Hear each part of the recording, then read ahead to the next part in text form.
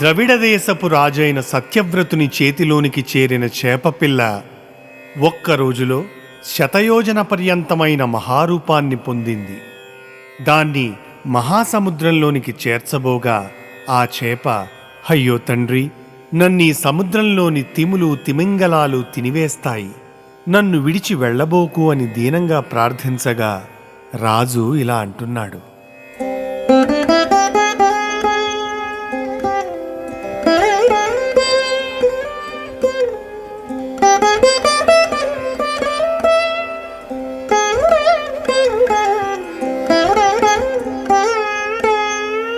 ఒక దినంబున శతయోజన మాత్రము విస్తరించెదు నీవు వినము చూడము.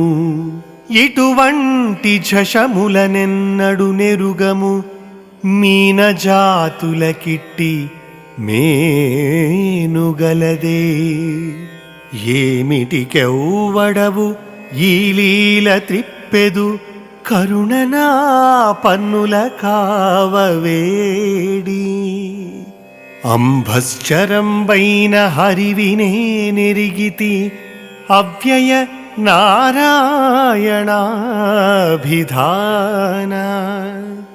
జనన సంస్థితి సంహార చతుర చిత్త దీనులకు భక్తులకు మాకు దిక్కునీవ. నీదు లీలావతారముల్ నిఖిల భూత భూతి హేతువుల్ మృక్యద పురుషవర్యా.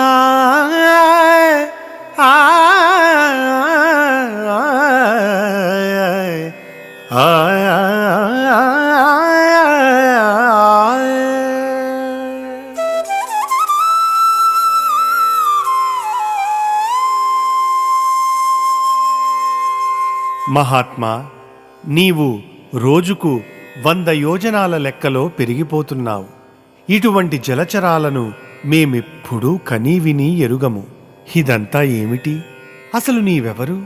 ఆపదలో ఉన్న వారిని కాపాడడానికి నీవు దయతో ఈ వేషాలు వేస్తున్నావు. ఇప్పుడు నీళ్లల్లో తిరుగాడే నీవు హరివే అని నా నిశ్చయమైన అభిప్రాయం. అవ్యయుడవైన నారాయణుడవే నీవు. ప్రాణికోటిని పుట్టించి పెంచి లీనం చేసుకునే పరమతత్వంగా నిన్ను భావిస్తున్నాను. దీనులమైన భక్తులమైన మాకు దిక్కు నీవే. ఇవన్నీ నీ లీలావతారాలు. అట్టి నీకు మ్రొక్కడం కంటే మేము చేయగలిగినది ఏమీ లేదు.